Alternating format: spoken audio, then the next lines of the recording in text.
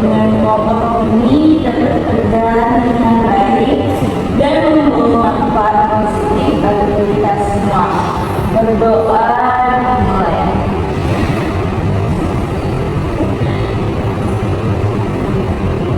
Berdoa selesai. Sebelumnya Ibu mau tanya, apakah di sini ada yang tahu apa sih bimbingan kelompok itu? Belum tahu. Baik, di sini Ibu akan menjelaskan kepada kalian ya. Bimbingan kelompok adalah layanan bimbingan dan konseling yang diberikan kepada sejumlah siswa dalam satu kelompok dengan tujuan untuk membantu peserta memahami diri, mengembangkan kelompok sosial, serta menyelesaikan permasalahan melalui interaksi dan dinamika kelompok. Terus juga bimbingan kelompok memiliki tujuan nih. Nah, tujuan dari kegiatan bimbingan kelompok ini adalah agar teman-teman mampu memahami perasaan diri sendiri dan orang lain, meningkatkan keterampilan komunikasi, mengelola konflik secara sehat, serta menemukan solusi yang tepat terhadap sebuah permasalahan. Nah, dalam bimbingan kelompok ini juga memiliki cara dan asas. Nah, pada kegiatan ini kita akan menggunakan teknik sosiodrama. Nah, tahu nggak sosiodrama itu apa? Tidak Bu, saya tahu. Oke, jadi sosiodrama itu teknik bermain peran yang menggunakan situasi sosial yang sering terjadi dalam kehidupan sehari-hari, khususnya konflik dalam persahabatan ya. Nah, agar kegiatan berjalan dengan baik, ada beberapa asas yang perlu kita patuhi ini. Yang pertama yaitu asas kerahasiaan, yaitu informasi dan masalah yang dibahas dalam kelompok harus dijaga kerahasiaannya. Yang kedua ada asas kesukarelawan, yaitu setiap anggota mengikuti kegiatan ini harus tanpa adanya paksaan. Terus ada juga asas keterbukaan, yaitu anggota diharapkan terbuka sesuai dengan kenyamanan masing-masing. Terus juga harus saling jujur. Terus juga ada asas keaktifan, yaitu setiap anggota diharapkan berpartisipasi dalam sebuah kegiatan ini ya. Terus juga ada asas kenormatifan, yaitu saling menghargai, tidak mengejek, tidak merendahkan, dan menghakimi teman lainnya. Sudah paham? Sudah. Oke, sebelumnya perkenalkan dulu ya. Nama Ibu Keisha Ramadan. Kalian bisa panggil Ibu Keisha. Di sini Ibu sebagai guru bimbingan konseling di sekolah kalian, dan Ibu juga di sini akan sebagai pemimpin kegiatan bimbingan kelompok pada hari ini. Sekarang Ibu pengen kenal Ibu pengen kalian untuk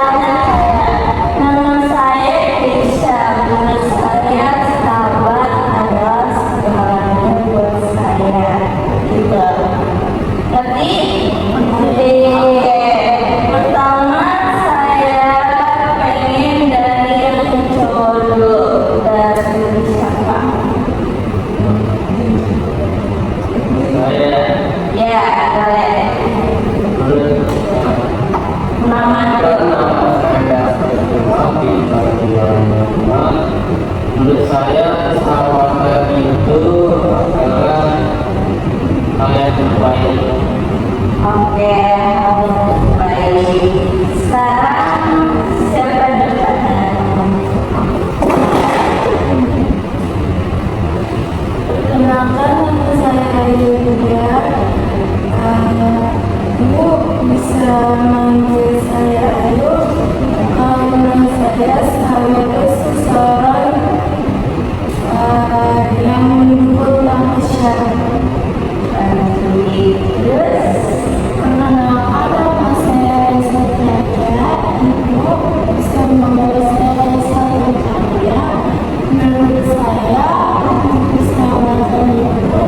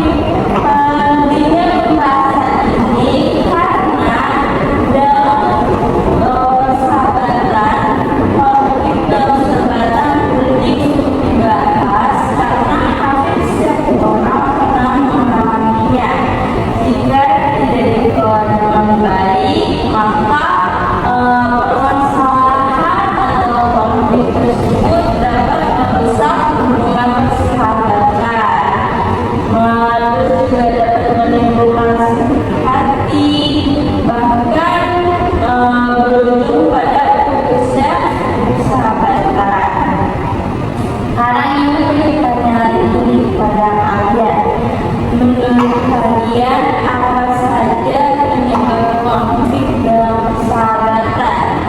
Saya mau jawab, Bu. Ya, baik, Dila. Kalau menurut pendapat saya, salah satu konflik di persahabatan itu adanya rasa kecemburuan antara satu individu dan individu lain. Contohnya, ketika saya merasa cemburu kepada Kak Haula karena Kak Haula terlalu dekat dengan teman lainnya dibanding dengan saya. Baik, ada lagi?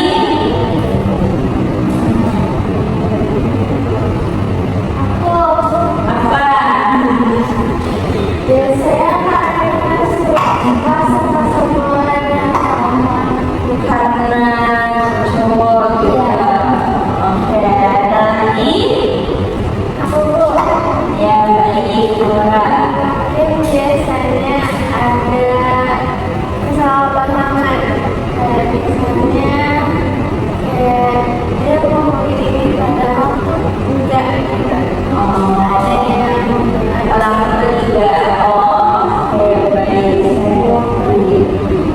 Oke, dan konflik yang kalian bahas tadi nanti akan kita bahas di dalam lagi. Juga akan memainkan peran nanti dan kalian akan mengerti dalam peran yang nanti kalian akan mainkan itu.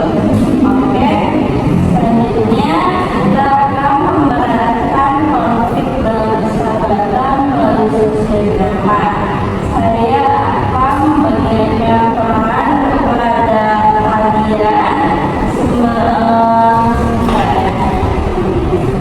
membagikannya.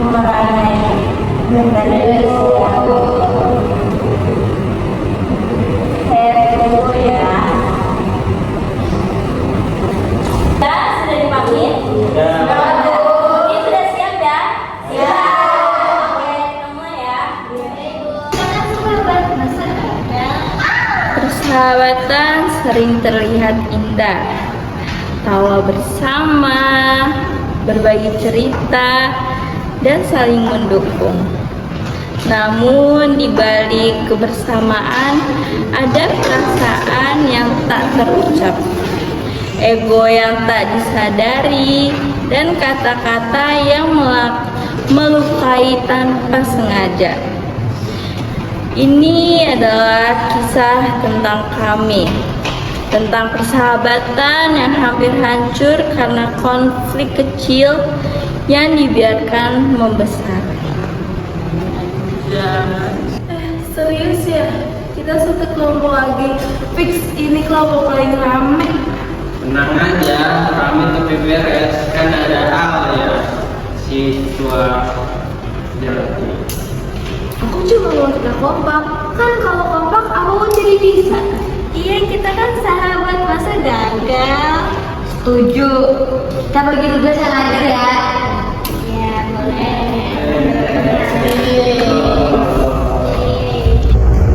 Harinya. Aku udah ngechat di grup, tapi kok cuma Sarah sama Rina doang yang respon. Aku sibuk aja, bukan berarti aku gak peduli. Santai aja kali, deadline masih lama. Santai terus terus siapa yang kerja? Alia, aku jangan nyindir gitu dong. Aku cuma jujur.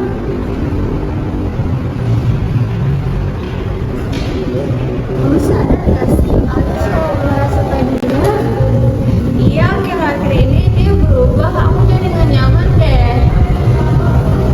Jadi, selama ini kan ngomongin aku di belakang. Alia bukan itu maksudnya. Tuh, aku capek jadi yang selalu disalahin. Alia! Bilang aja. Kamu terlalu mengatur ya. Iya, kita juga pengen didengar. Aku kehilangan sahabat aku karena tugas ini, tahu gak? Kita semua salah, tapi nggak ada yang mengaku. Persahabatan bukan siapa yang paling benar, tapi siapa yang paling bisa memahami. Kalau kita terus diam dan menyimpan ego, yang hancur bukan tugas, tapi kita. Maaf kalau cara aku salah. Aku juga minta maaf. Harusnya aku ngomong secara langsung, bukan ngomong di belakang. Aku tahu pengen yakin. Dan aku terlalu santai. Aku kok banyak berbicara. Tapi bukan akhir, tapi pelajaran.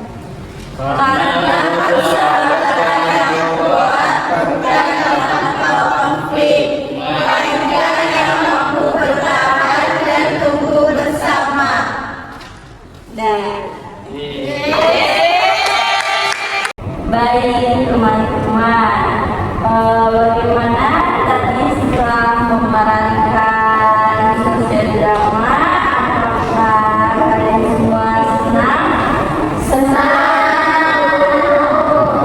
Oke, sebelum melanjutkan diskusi, mari kita tarik nafas terlebih dahulu agar tetap fokus dan rileks. Tarik nafas.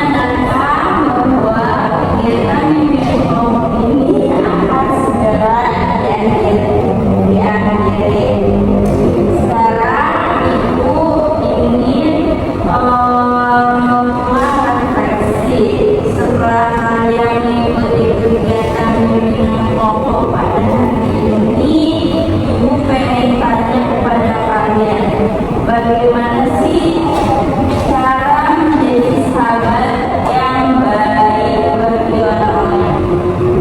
Ada yang tahu? Saya Bu, ya. Menurut pendapat saya, cara kita menjadi sahabat yang baik untuk orang lain adalah yang pertama, kita tidak perlu selalu salah paham. Kita harus mencari tahu fakta dan bukti yang aslinya seperti apa supaya tidak terjadinya salah paham. Yang kedua, kita harus saling membangun komunikasi sama sahabat kita. Tujuannya ya supaya tidak terjadi kesalahpahaman. Oke, baik. Terima kasih Dilara. Oke, jadi konflik dalam persahabatan adalah hal yang wajar. Namun cara menyikapinya menentukan apakah persahabatan akan semakin kuat atau justru akan berakhir. Jadi harapan ibu semoga teman-teman mampu mengelola konflik secara dewasa dan menjaga persahabatan dengan komunikasi yang sehat. Oke, sekarang kita udah tahap jika masih ada permasalahan yang belum diselesaikan, kalian silakan untuk konsultasi lagi secara pribadi pada guru BK. Saya ucapkan terima kasih kepada teman-teman semua atas partisipasi aktif, sikap saling menghargai serta keterbukaan yang telah ditunjukkan selama kegiatan pembinaan kelompok ini berlangsung. Keberanian teman-teman dalam berbagi pengalaman, perasaan, pendapat, dan konflik dalam persahabatan sangat berarti dan menjadi proses pembelajaran bersama. Semoga